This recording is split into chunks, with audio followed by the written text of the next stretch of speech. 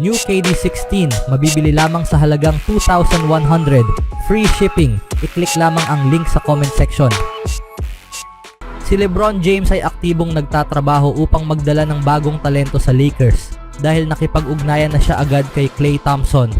Iniulat ni Adrian Wojnarowski na tinawagan ni LeBron James si Klay Thompson sa panimula ng free agency nitong Lunes ng araw.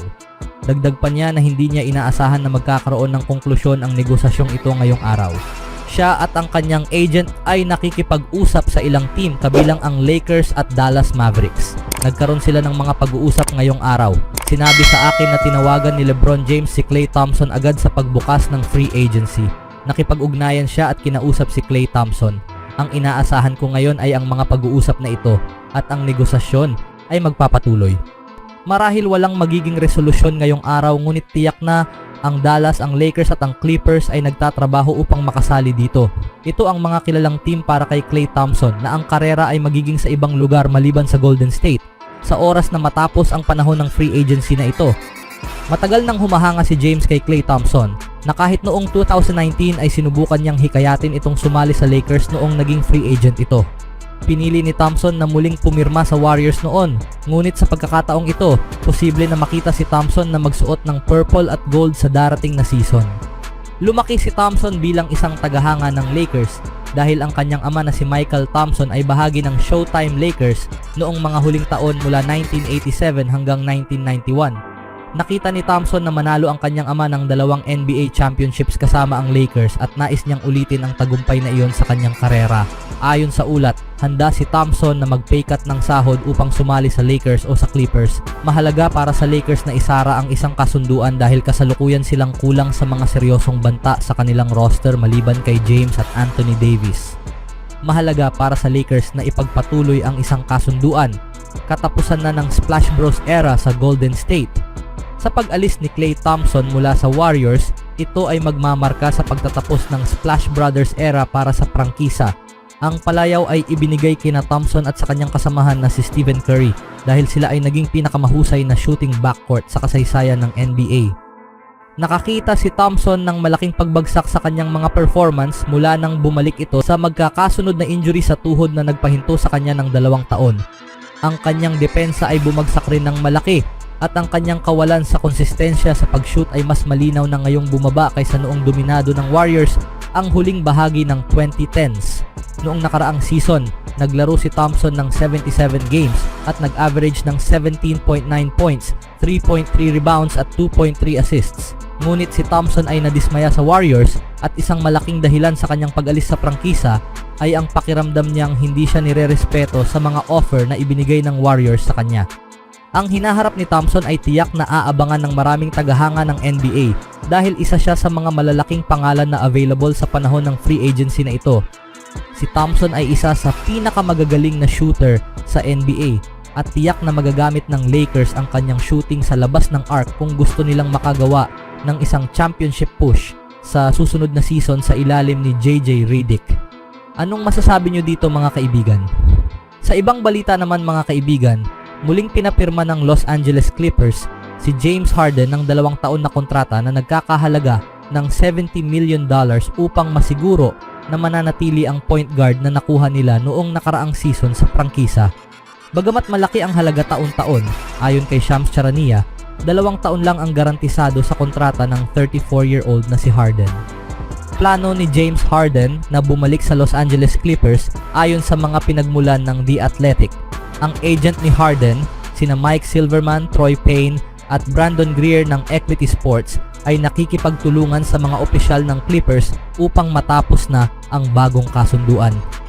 Malaking panalo ito sa Clippers dahil si Harden ay nag-average ng 16.6 points, 5.1 rebounds at 8.5 assists. Kasama ang Clippers noong nakaraang season matapos pilitin ang kanyang paglipat sa prangkisa pagkatapos ipahayag ng Philadelphia 76ers na hindi sila magbibigay ng malaking kontrata sa kanya. Bilang resulta, napunta siya sa Clippers at inaasahang kasama sa roster sa pagsisimula ng Intuit Dome era kasama si Kawhi Leonard. Ngunit hindi makakasama ni Harden at Leonard si Paul George sa team sa susunod na season dahil malawakang pinaniniwalaan na aalis na si George sa prangkisa bilang free agent. inaasahang mawawala sa Clippers sina Paul George at Russell Westbrook.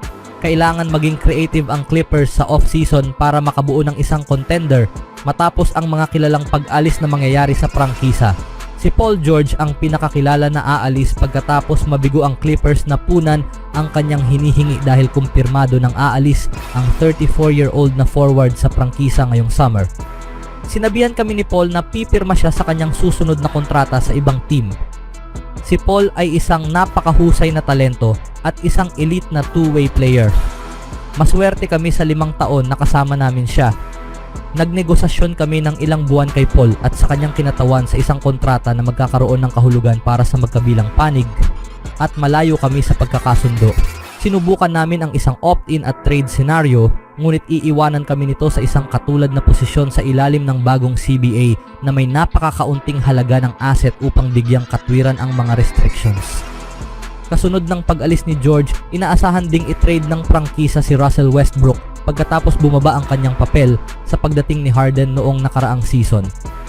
Si Russell Westbrook ay nag-opt-in sa kanyang $4 million para sa season 2024-25 at ngayon ang Clippers ay nagtatrabaho upang makahanap ng trade para kay Westbrook ayon sa mga pinagmulan ng liga na sinabi sa Yahoo Sports.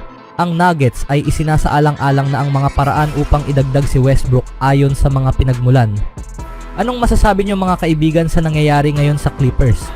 Speaking of pag-alis, kanina lamang iniwave ng Warriors si Chris Paul, ngunit agad siyang nakahanap ng bagong team sa NBA.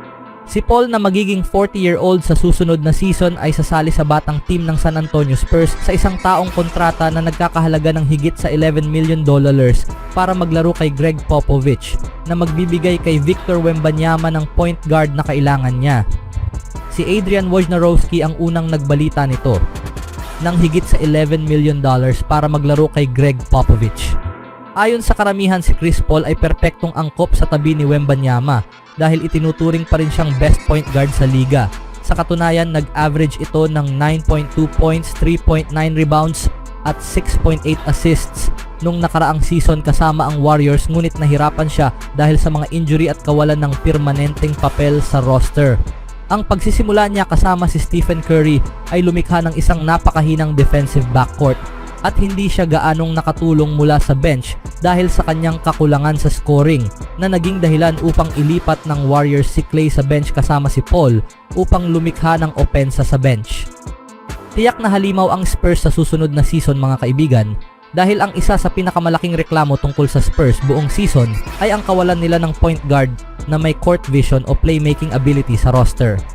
Maaayos ito ni Paul at mabibigyan niya si Wembanyama ng isang cerebral na point guard na kailangan niya upang maging mas epektibo ang kanyang post play, pangunahing naglilikha ng lobs na makikita kay Paul na nabubuo sa court bago pa man ang iba.